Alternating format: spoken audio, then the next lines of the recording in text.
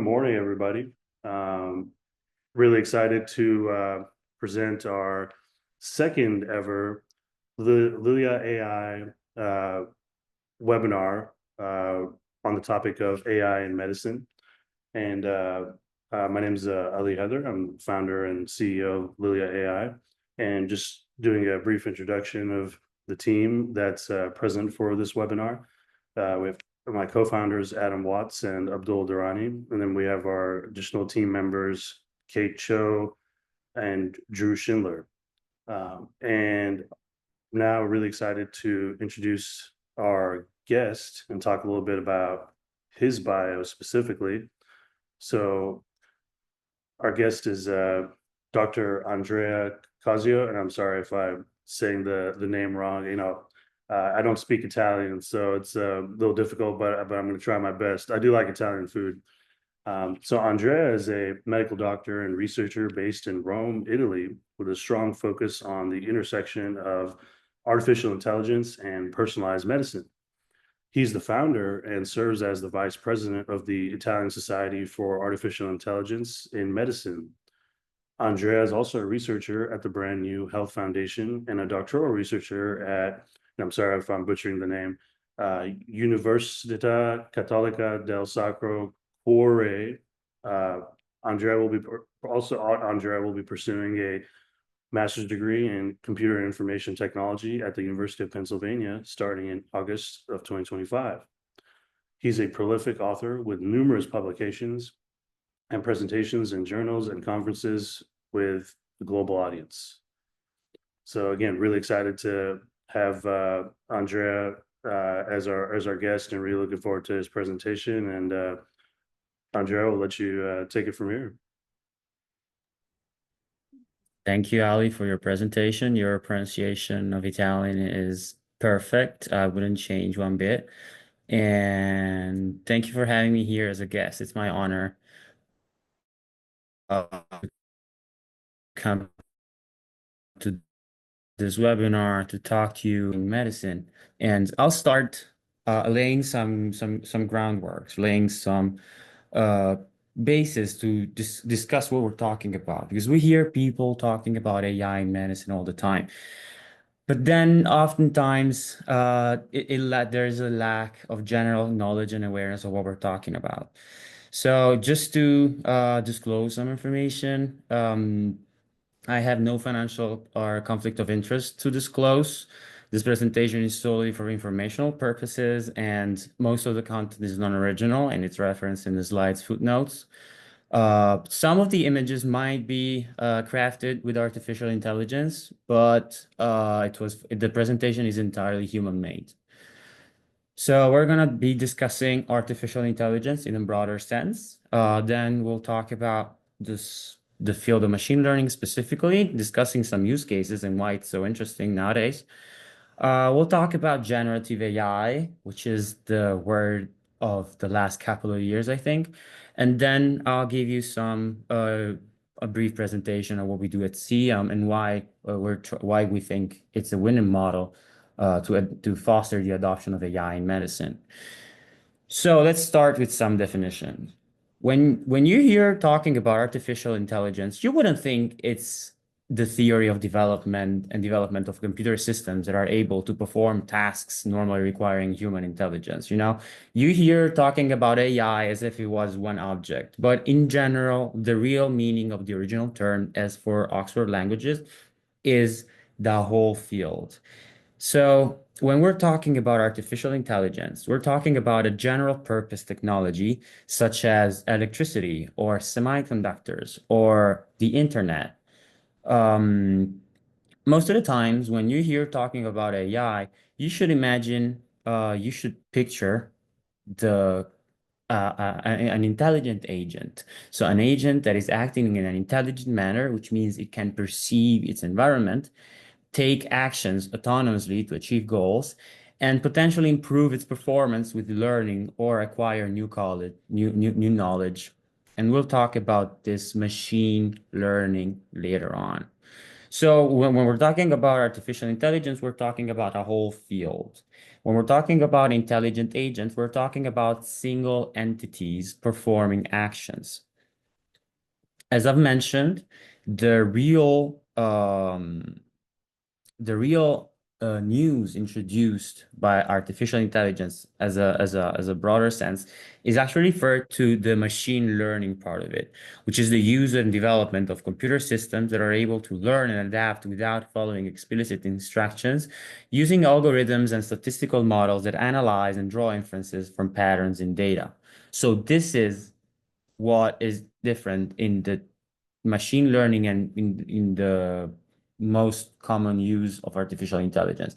So that these are machines, agents that are not explicitly coded to do something, but who learn based on a huge amount of data they are fed. And inside the field of machine learning, there's a field of deep learning. So when these machine learning models are using artificial neural networks, in which multiple layers of processing are used to extract progressively higher level features from data. A neural network looks a little bit like this. So you would have an input layer and then a lot of processing, so which are here labeled as hidden layers 1, 2, 3, and then an output layer, which is what we saw. The problem with this neural network and I mean, although this is the field that is the most, the one that has expanded the most rapidly in the last 10 years, is that what happens inside of these hidden layers is a so-called black box. So we know what goes inside the machine and we know what comes out of it. But it's very difficult to explain why the machine has taken a decision rather than the other.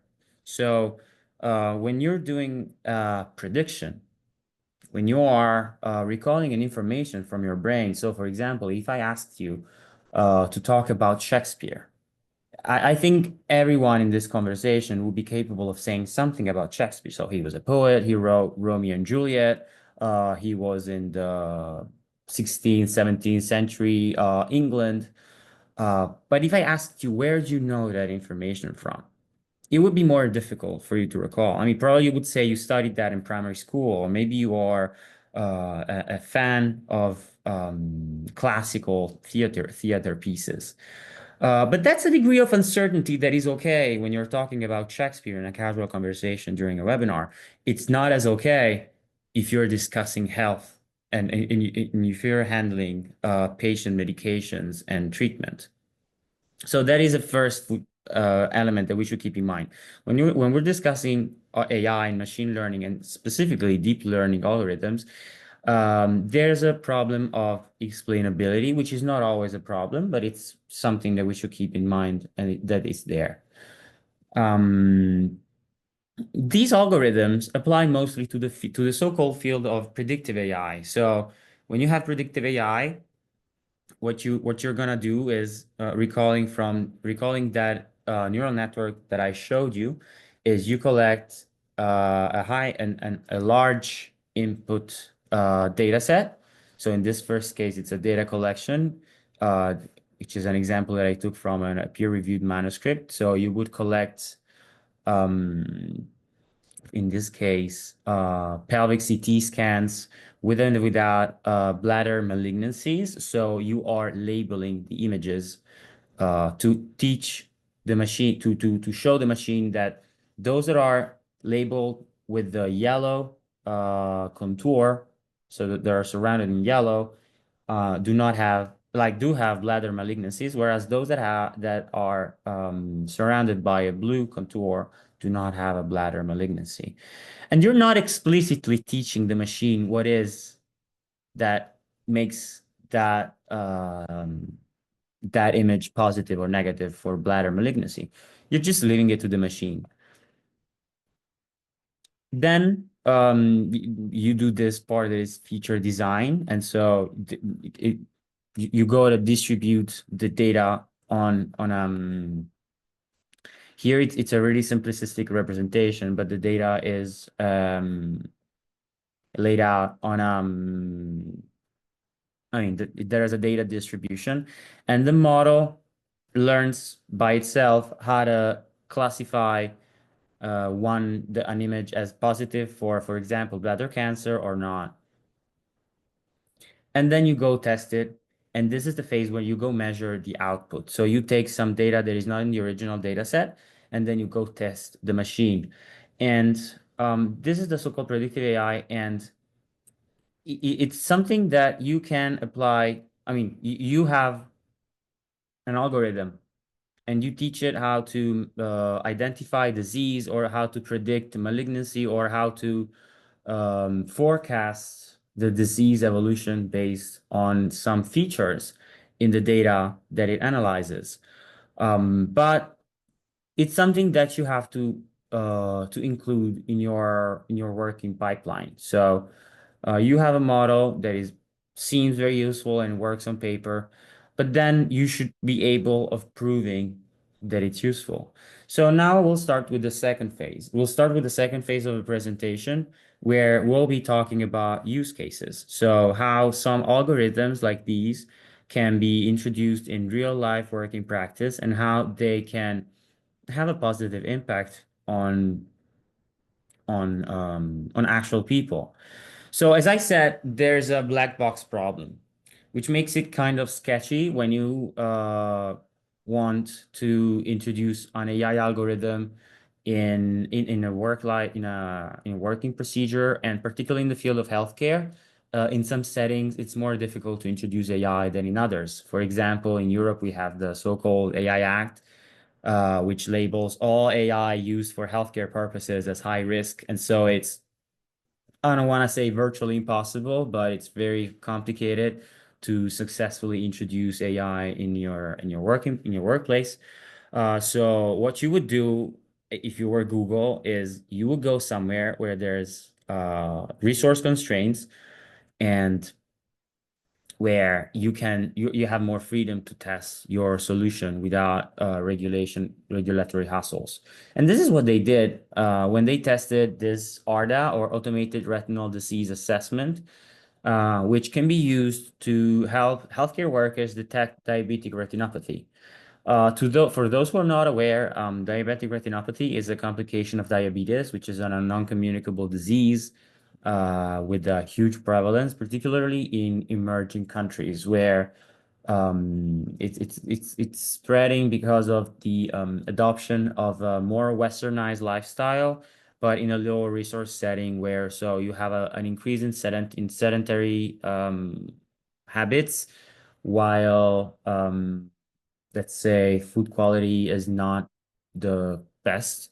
And there's an estimation that 420 million people have diabetes, and those people don't undergo screening. They're often in very low resource settings, and so that the disease keeps going untackled, and you have complications such as diabetic retinopathy, which can lead to visual impairment and eventually blindness.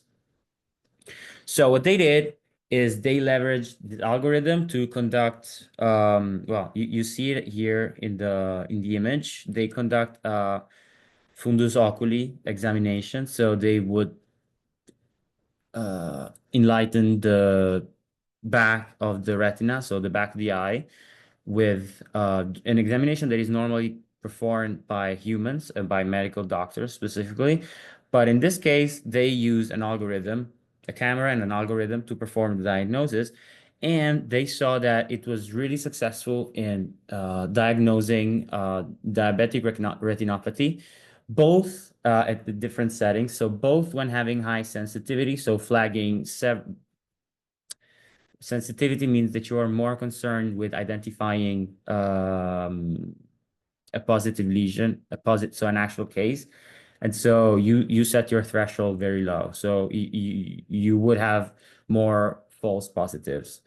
But also when they set it for a high specificity, so to be extremely precise, and then only flag those cases that where the AI was extremely sure that it was an actual case of diabetic retinopathy. They had extremely good numbers. And so this is one of the first real life tests on a large scale of the implementation of these algorithms in real life. But then as I told you before, there's always the so the black box problem. So imagine in a sort of a high resource setting, as it could be, for example, the US or Europe, how many people would give up the traditional patient to doctor relationship in favor of an AI? Probably someone who cannot afford a doctor would, but in general, the largest market, the largest share of the population, wouldn't be open to such a solution. And so I found this other study, which is slightly different. So it's always Google, and I swear I have no financial interest to disclose with Google, but they do a lot of interesting research on healthcare AI. And this time, the setting of the study is different. So it's US based, and what they did is they enrolled two cohorts of primary care physicians, so people who like doctors who do not have a specialty in dermatology, and they had them sort of perform diagnosis of teledermatology cases, so basically photos of dermatological lesions. So um, dermatological lesions are basically, it can be anything. It can be a melanoma, so a deadly tumor, or it can be just a skin patch related because of, for example, an use of inaccurate use of detergents. Okay. And these kind of lesions are connected to severe malpractice related to the fact that primary care physicians often take a defensive approach, and rather than diagnosing, making an actual diagnosis, so saying this is not a lesion for sure or this is a lesion for sure, the defensive approach is to refer the patient either to a specialist, so a dermatologist, or to perform a biopsy, which of course has some costs, which are not only economic, but also of time, of anxiety, of mental health issues that this causes to the patient. And then most of the times it's a negative. So the diagnosis is negative. It's just a skin patch or something that is not an actual, like it's not a malignancy.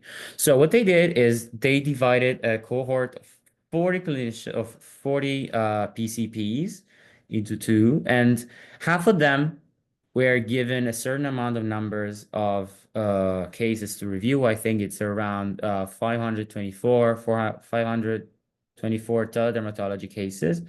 And half of the clinicians were AI assisted, so they could ask an AI what they thought about this lesion and be helped by it. And the other half wasn't assisted. And the goal of this study was to see whether using an AI can be helpful to the doctor. And well, they saw that it was indeed helpful. So physicians that were assisted by AI performed consistently better than those that were unassisted. And this led to lower rates of recommending a biopsy or a specialist referral, with important savings and an improve in the diagnosis if for 1 in every 8 to 10 patients. So once again, AI is really good, both if you take it by itself and if you give it to physicians, which is the what we tend to do right now. So the scientific approach now is to sort of use AI as an additional leverage and as a tool in the hands of physicians. Even in the public health, so even if you scale up and if you go on, like if you drive up the numbers and if you try to lead a population screening with AI, you can do really good things. So, for those who are not aware of how this works, when you do a population screening, you would have some criteria that are usually defined by existing guidelines. And then you have population measures, which are most of the times letters sent to the patient's homes, where you invite them to go to the closest public health practice or to the closest hospital and take part in an examination, which can vary. This case specifically, we're discussing hepatitis C carriers. So hepatitis C is a virus that affects your liver, and it's something that is mostly connected to so it's blood to blood transmission. So you could either get it with blood transfusion, which is something that was very frequent in the 80s before they found out about the virus etiology. But then nowadays, in the last 20 years, it's mostly a drug that is like connected to drug abuse, and particularly drug abuse by injection, so heroin. Performing screening, but if you want to perform screening for hepatitis C, you would have to search for either the virus itself in the blood or the antibodies. So you would need the person to go to the hospital or to the public care health practice and perform a blood withdrawal and analyze that blood for the presence of virus or antibodies. But of course, you cannot test the whole population every year. That's unfeasible. So, I mean, particularly if you're in a large country like the US. So what they came up with, and this study is from Israel, is they thought they would use the data from the electronic health record as input, and then feed it to an algorithm that was gonna predict the positiveness as of the presence of the virus or of the antibodies, and use that to selectively call for screening those people that were identified from this centralized EHR. And the variables they use are really generic ones. It's nothing special. It's age, sex, socioeconomic status, immigration status, the area of birth, the BMI, smoking, and alcohol, so drinking status. You might be surprised that there's no sort of drug injection habit. But this is something that is not really collected as a piece of information. And even if it is, it's not really predictive of actual drug consumption because just like for smoking or for alcohol drinking, people tend to lie. And so when you ask them if they smoke, they tend to say no. Maybe they smoke a couple of cigarettes every now and then, even if they're chain smokers. And if there's alcohol, it's the same. So you can imagine that for drug use, you would have that phenomenon severely amplified. So what they did is they took these variables and they tried to predict the active HCV carrier status. Um, I'll be quick on this, but you should know that out of the whole population that they considered, they identified 76 new confirmed cases, but whereas for the like 50% of the population that led to those 76, so 38 of those were identified using the US Preventive Services Task Force screening criteria, which required them to screen 53,000 plus people. So sending 53,000 letters to the homes of 53,000 people who then had to be invited to the hospital, and so you had to schedule 53,000 appointments, and you needed 53,000 nurses and doctors examining them, and then run 53,000 tests. When you see how many it took to diagnose the same amount of the same amount of cases using this machine learning predictive algorithm, it's not even 100th. So less than 1% of the resources invested for the same result. This is the magnitude that we're talking about. And this study, like if you see the variables they took, it's nothing extremely special, you know? They just had the information there, used it to build an algorithm, and then they tailored an intervention specifically to a population stratum. Over with predictive AI, I'll jump to generative AI, which is probably the hot word in the last couple of years. Ever since ChatGPT came up, everybody's about generative AI, which is an AI that is capable of generating text, images, or other sources of data based on the pattern and structure of their input training data, and then generating new data that has similar characteristics. So, as I said, it's something that is getting more and more popular. And you can see that recently ChatGPT was searched on Google more than Google itself. So its popularity is growing. And you can like everyone is familiar with ChatGPT, I guess, in this conversation. So you have tried using ChatGPT for I mean, you know what a conversational AI is. So what I mean, again, the people at Google thought is, what if we use a conversational AI in the healthcare setting? And so what if we try, instead of having a predictive kind of AI, what if we tried having an AI that can talk to the patient and conduct an examination?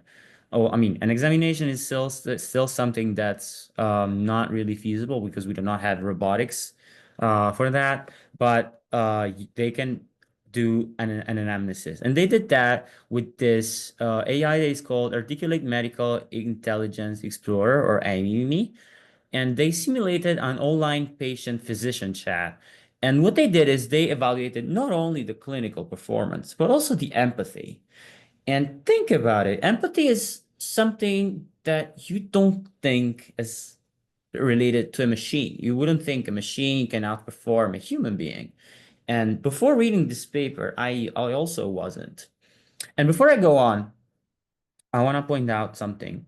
So, as you can see in the footnotes, this article was published in Nature in 2025, but it's been online for over a year, maybe 1 year and a half. So, another thing that is really peculiar when you're talking about AI is that it research goes way faster than we used to in the medical field. So it took over 1 year to publish this paper, which I mean eventually got published on Nature. So it's a really good paper. But it's been online for over 1 year, and I had it in my presentation for over 1 year. And then when I found it out on Nature, I was like, wait, but I've seen this already. So um, small parenthesis, I suggest if you want to keep yourself up to date on what's happening in the field of AI, don't go on Nature, go on x.com and start following those people that discuss AI, or go on our archive and archive.org and see the papers that are published there, because most of the papers are really solid and eventually they're going to be published in really good peer-reviewed journals event at some point. So what they did in this study, they took some patient actors, so not actual patients, and we'll see why it's important later on. And they gave them a scenario to play. And then they randomized them. Some of them were talking to primary care physicians, and some of them were talking to the AI. They underwent a whole conversation. And then eventually they gave the patient actors, some questionnaires to assess their performance of this conversation. And when you see the diagnostic accuracy, I mean, the AI outperforms the physician, but this is something we saw. This is something we saw already. So this is not new. I'm just showing it for completeness. But what is really surprising, or what really struck me of this study, is that the AI, which is in red, consistently outperforms the human, which is in blue, on metrics such as politeness, such as empathy, such as generating trust and appearing honest and trustworthy. So this is something that really struck me. These people felt that the AI, which again is a machine, outperformed the humans when it came to metrics such as to elements that are defining on the human entity itself.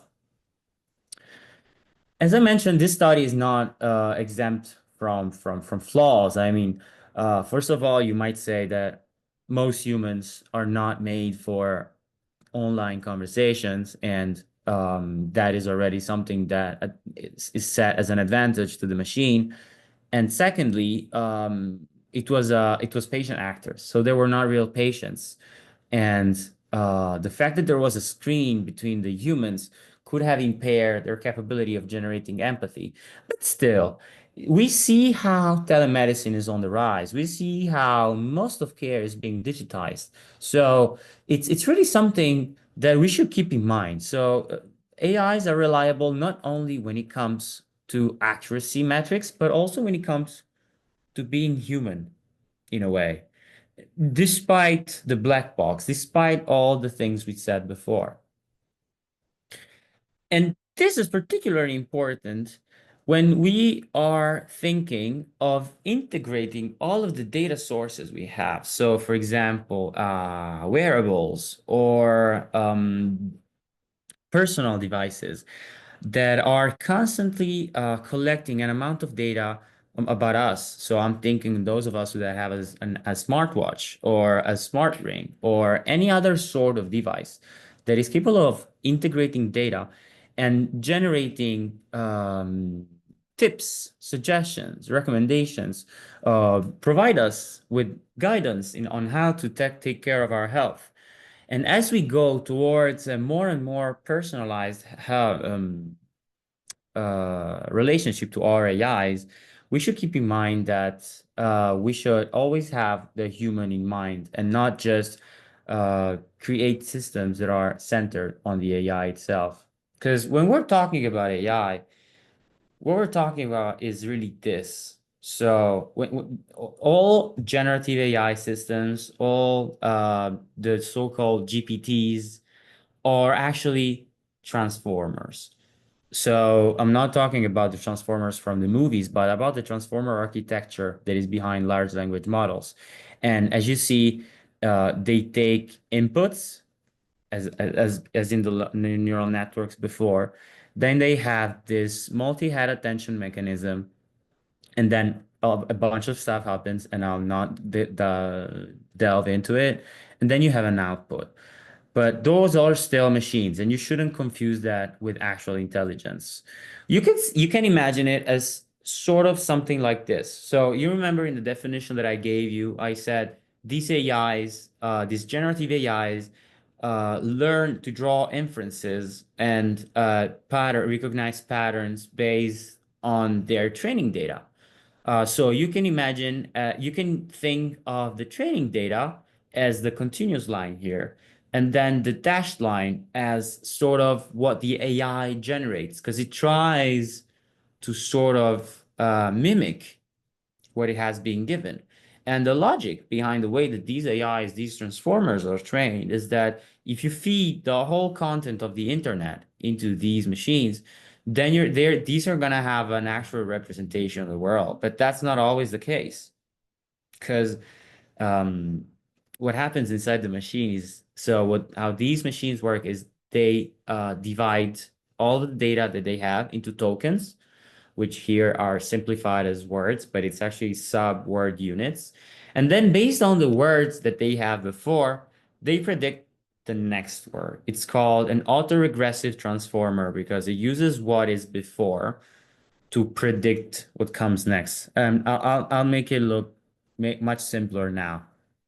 So if you have these tokens, if you have the tokens, the cat sat under the, you would be sort of capable of predicting what comes next. So it could be that the table is sitting under the cat is sitting under the table or under the car. It's really hard to figure a cat sitting under a pen or a feather or a dishwasher. But those two options are sort of equally likely. And so if you don't give the so-called context to the AI, it doesn't really know where to go, and it sort of tries to figure it out on its own, but not in, most of the times it's not accurate. So um, context is referred as the information surrounding the actual request that is given to that AI. And as you can see, the AI can take different paths. So this graph is a bit more complicated than the one we saw before. Before there was one continuous line, one dotted line. But in the mind of the AI, there are many possible scenarios, and it's unpredictable which one the AI will take, even if you give it the context. It could still go somewhere that it's not supposed to go.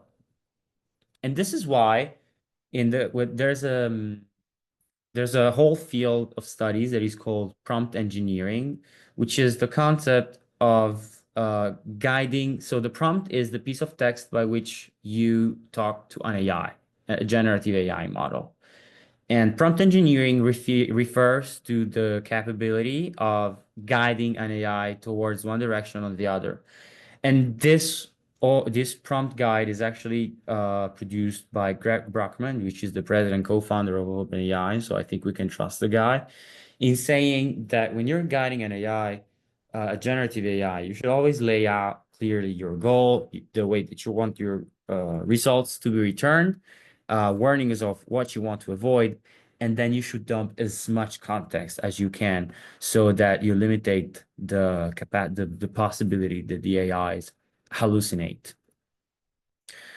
Because as I mentioned, those AIs are not perfect. And in their way, they can mimic intelligence, but inherently, they sort of take up all of the bias that is part of our society.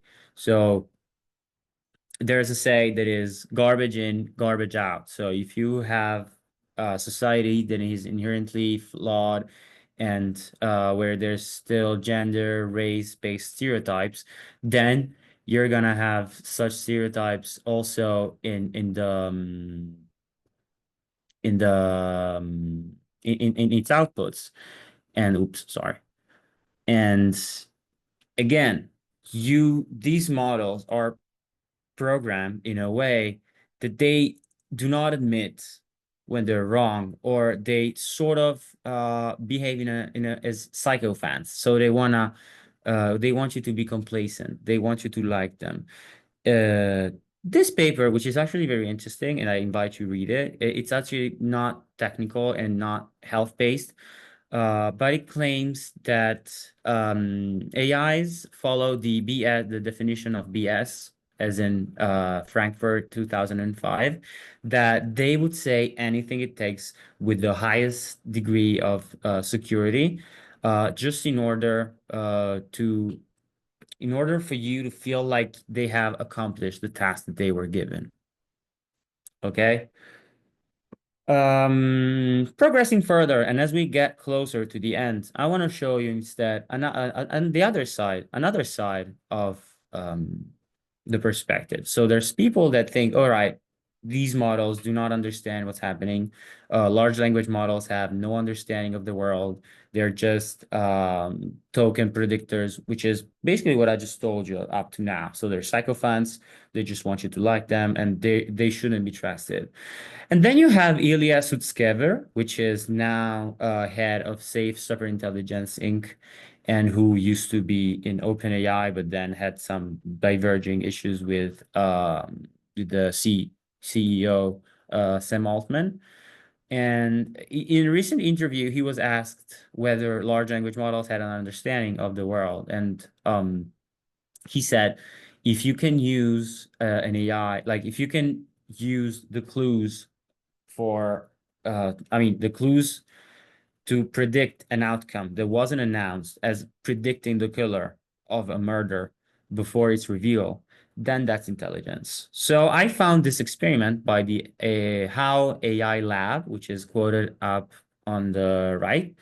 And what they did is actually pretty funny because they used this Claude 3.7 Sonnet reasoning model to solve a case of a video game which I wasn't aware of, but where basically you are supposed to identify like you're in court. It's a court-based video game, and you're supposed to identify the murderer based on some hints that you're given. And so in this specific case, the witness claimed he heard the time, but according to a blackout record that is present among the tools that you have, the AI is capable of contradicting it. So what they did is they had Claude navigate the game options as you would do on a Game Boy or a Nintendo or whatever, and it was capable of moving itself in the game and actually winning the game just reasoning and just using these elements to prove a crime. So I'm showing you this because I want you to know that it's not really clear, and there's an ongoing debate on whether these tools can be trusted, whether they are reliable, and whether this is a form of emerging intelligence that we can trust or not. So last part of our conversation. I did this huge dump of information on you for one reason. We're focused on healthcare, all right? And I'm a medical doctor, and I see that these tools really have a potential to share the way to shape the way that we deliver health, and that we cure people, and that we ensure people are healthy. And if people are healthy, they can provide for a better society, and then they can go and chase their dreams.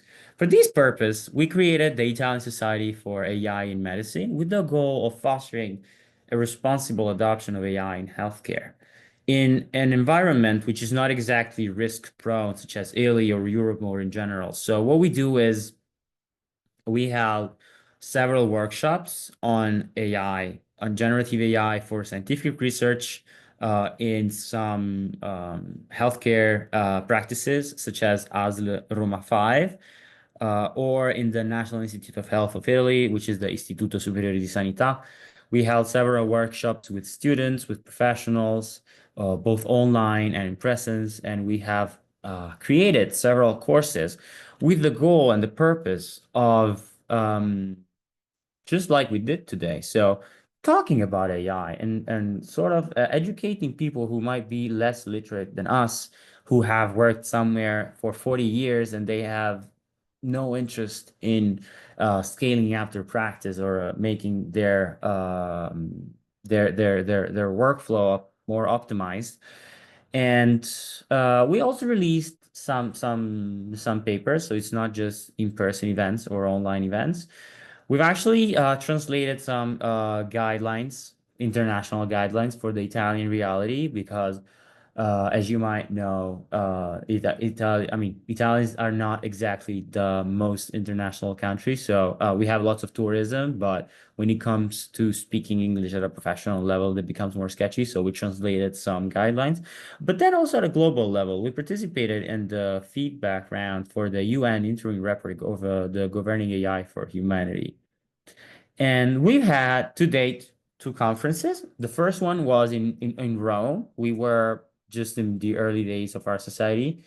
And the second was in Milan. It was in in November last year. We were 150. And for those of you who are interested in a beautiful trip to Italy, the third one is going to be in Naples in October 2025. So for those of you that are interested, you're going to be our most welcome guests. We have published a few papers, both the perspective of our society as also implementation studies and training algorithms. And we are on the Lancet Regional Health for Europe, where we commented on some editorial which sort of addressed some flaws of the Italian healthcare system. And I will not go deep into this, but we can delve deeper if it's of interest for you. And last but not least, I really talked to you about a lot of things today. So we've discussed predictive AI, we've discussed generative AI, we've discussed some possible implementations of it and how you can lead people to have more trust in you. Um, we're still at the beginning, all right? So AI has been around for maybe 50 years, and for the last 15 years, it's been really going up exponentially, and it's become more and more widespread of a technology. But we're still far from the peak of inflated expectations. We are in the full AI hype. So now we're in a time where you would think that everything should be AI and AI should be everywhere. But there will be some point where people are probably, and I hope it's very far, think, all right, maybe I've had enough of broken promises. I've had enough or heartbreaks. I've had enough of people that claim they can solve all of my problems with AI. And then interest is gonna go down. And in that moment is where the so-called slope of enlightenment starts. So where the people who are actually working on things and who are actually expert and who are actually committed to improving results are gonna be delivering the those that I think are gonna be the life-changing and society-changing outcomes. We're not there. We're not there. We're still in the first phase, and this is an amendment that was suggested by I don't remember who. It's a senator who suggested that they lift so that machine learning systems should be enabled to prescribe medications at a federal level. So provided that they are authorized at the FDA and at the state level. It's the Senator Schweikert. So I'm not gonna comment on this. It's just a statement and a fact. There's a political will to make AIs capable of prescribing medicines. I'm not sure if it's the best idea. I'm not sure if it's too early. I'm not sure if it's late. But it's for sure something interesting to discuss about. What I really hope I can communicate to you with this presentation is that when integrating AI in the workflow and in procedures, you should always try to figure out what problems you're trying to solve. And you should always go step by step without jumping in the void out of enthusiasm, but rather doing proof of concept and proof of values. And you should always have clear criteria to define what you are going to use to decide whether this implementation is worth it or not. Again, for those of you that are interested, we have a LinkedIn page. And for those of you who want to practice their Italian, but although we speak English in most working groups, this is the QR code and you're most welcome to join. And for the rest, thank you for your attention. I was extremely long today, but I really wanted to talk to you about this. And I'm open to answer any questions or doubts you might have. Thank Oops. you, Andrea. That was great. It's fantastic, very informative. Really enjoyed checking out the studies that you went over, and interestingly, I felt like it covered a lot of different topics that I think in medicine are a little bit controversial right now. Empathy and AI and the black box, and then certain groups maybe not buying into the AI wave and so on. But it was very interesting. And so and of course learning about your organization as well, and the great work that you've done, leading this team. Very, very exciting. And now love to open the floor for any questions from the audience. So we'll do Kate and then Adam. Andrea, that was very great and interesting. So thank you. Um, I just was wondering, so also as a researcher, like I think before the AI hype, it's been used and I kind of also saw it on the rise. But I feel like now with like the broader like hype in the country and like worldwide, people some people are saying AI is the best, like it's going to replace the humans. When I still think the emphasis is that it's a tool and it is built on our intelligence, but it is really great tool. So I was just wondering what you think about that. Like, how do we kind of put the focus still on what we can do with it, not so more that it's like the superior thing that like we won't need to use our intelligence for, because we are the ones that are inputting the questions. I hope that makes sense. Thank you, first of all, for your question and for your interest. I agree that the hype is growing, and there are some commercial interest behind that. There's no doubt. Some things, some aspects of human labor are gonna be replaced. I mean, for sure. Today, I cannot. So, some jobs, I mean, are being reshaped, and in a way, they're like from a perspective, they're being made more efficient, which means that where you used to need a group of 10, now you could maybe make it with a group of 5. But whether those extra 5 people lose their job or they get to work on something else, I think that really depends on us. So, I mean, uh, we've had computers for 30 years now, but that wasn't the case 30 years ago.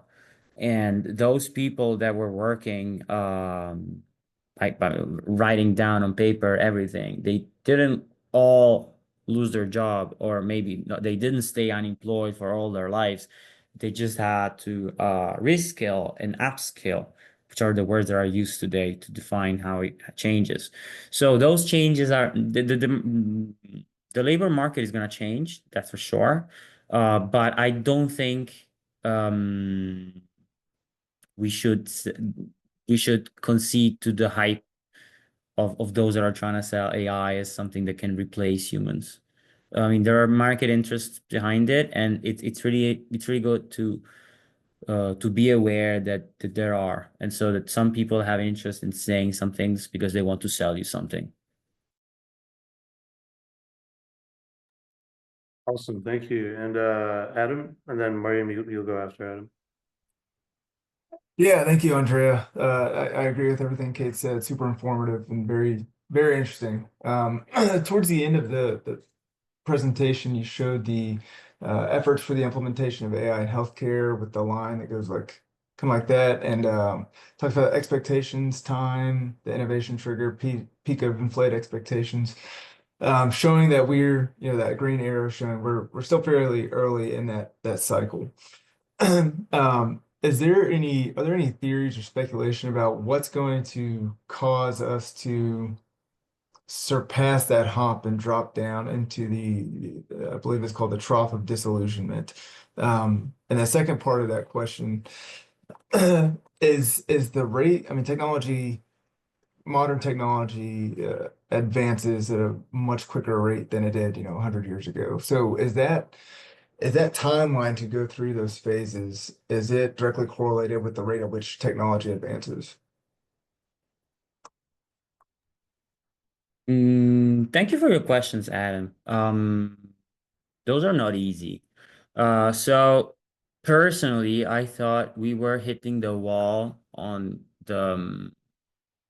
and we were reaching the peak of digital of illusions around November last year, because that's the moment where the performance of AI models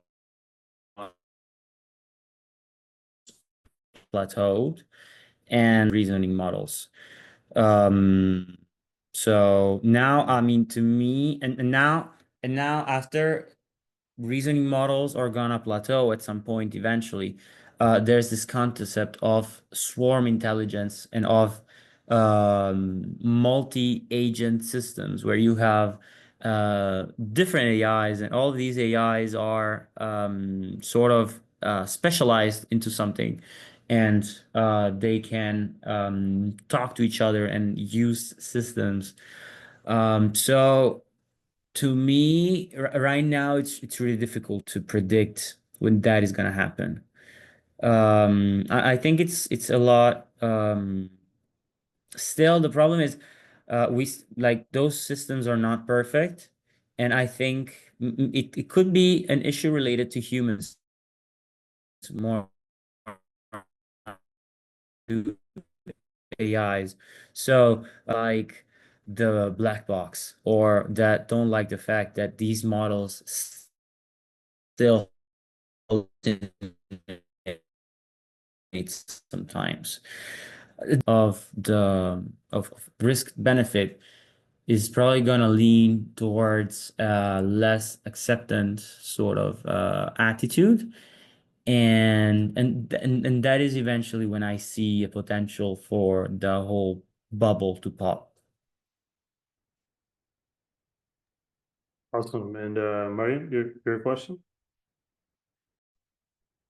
Yeah, thank you, Andrea, for the talk. That was very insightful, and there was a lot of interesting stuff in there.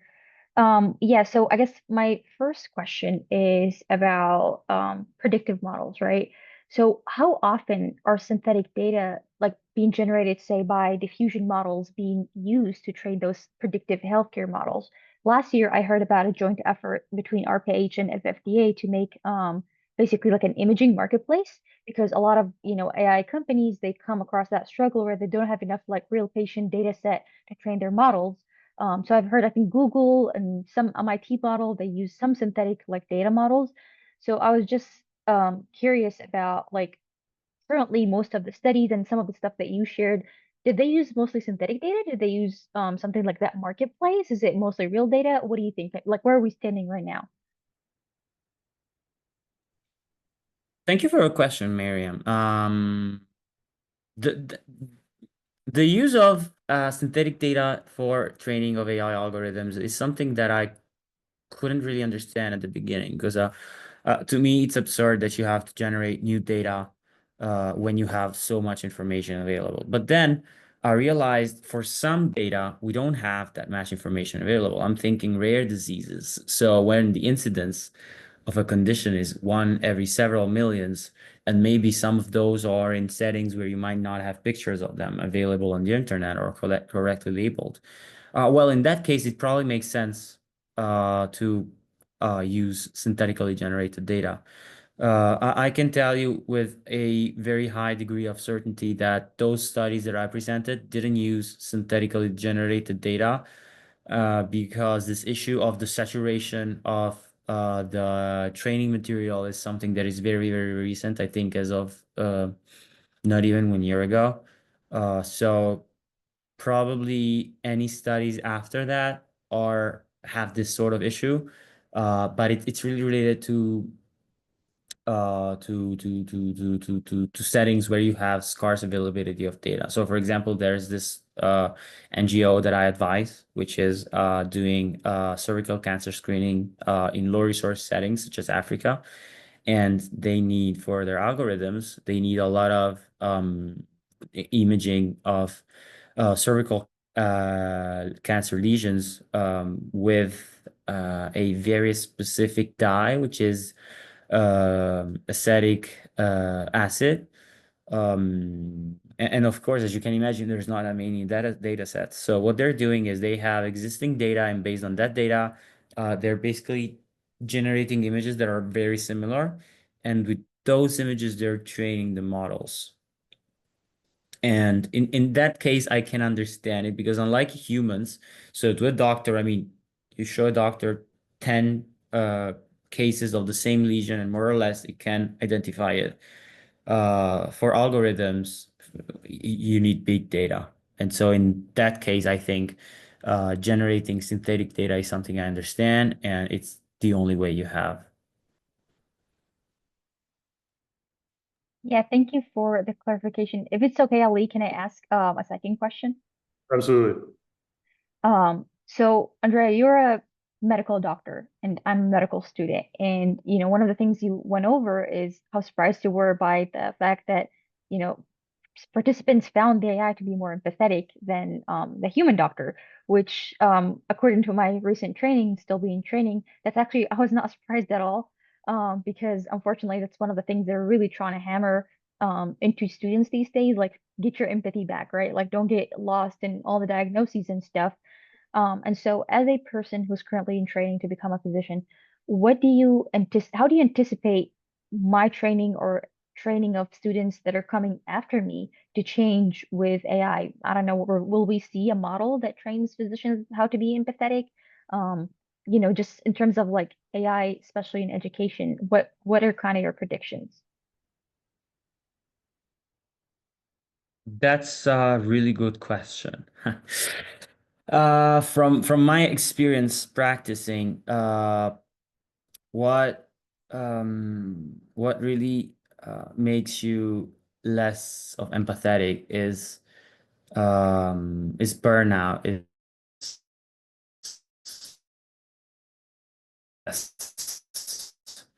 And now people are tackling the administrative burden of like having to document everything, having to file reimbursement procedures and all of that. And that is something that it's being tackled by AI right now.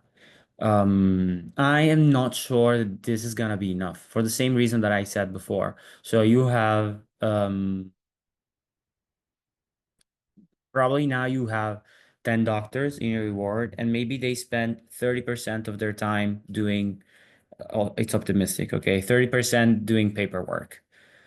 If it, let's say that you have where you use an AI so that they can cut their 30% to 10%. I think the system is inherently heavy on physicians. And so your capability of showing empathy to patients, um of being a good doctor and of supporting patients in the most difficult times of their life comes mostly from your willingness to be an empathetic person. And lots of people, I mean, doctors are humans, all right? And and you don't ask an architect to be empathetic when they're building, like when they're drawing a building. Like doctors work in a highly stressful environment, and they have to navigate complexity. And I think it's okay to be stressed. And I think mm, then about the AI. So yeah, the way that the workflow is organized is probably gonna change, but empathy is gonna be something that you have to be capable of handling as a human, and the AI doesn't really help you with that. But it's probably gonna set the bar higher.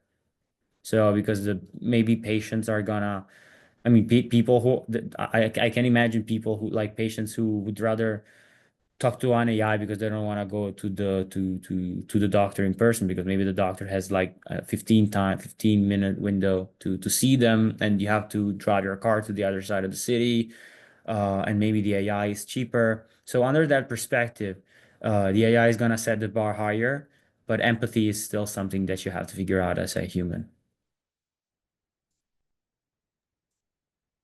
Absolutely. Thank you. Thank you for your question.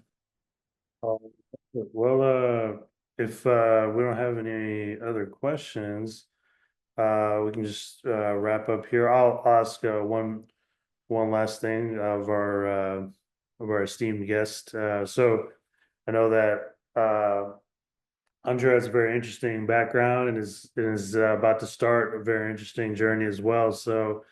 Uh, so Andrea, would you be interested in sharing a little bit about your future plans and what your sort of long-term goals are in AI and in medicine and so on?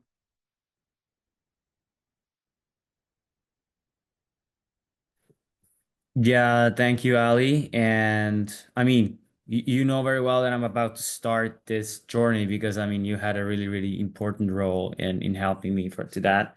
And I will never be grateful enough for it. Well, I'm gonna start the master's program in computer and information technology at the University of Pennsylvania in Philadelphia, later in August, which is, uh, I guess, 4 months from now. And uh I don't really know what my plan is. So I really I want to see, as a European, you have like technology is not big here. So we always say that we want to be competitive and we want to be leaders in something, but the environment is really different. So my plan of coming to this for this master's program is not just to learn how you do things in the place that is world leader in technology. And then for now, my plan is a 2-year plan to become very good at computer science. And then we'll see what happens. But for sure, my idea is to continue pursuing research on AI, with a focus on healthcare, on medicine, hopefully I'll be capable of working with people like Mariam or like myself who are interested in saving the human to human relationship in medicine and healthcare. Absolutely. No, that's awesome. And definitely, I look forward to seeing, your progress and future achievements with everything that you're doing and will be doing. And thank you again for, being our, webinar guest and look forward to, sharing all this with our public audience and following on social media and YouTube and uh, be on the lookout for our next webinar as well. All righty. Thank you all. Thank you. Thank you, everybody. Have a good day. You too. Thank you.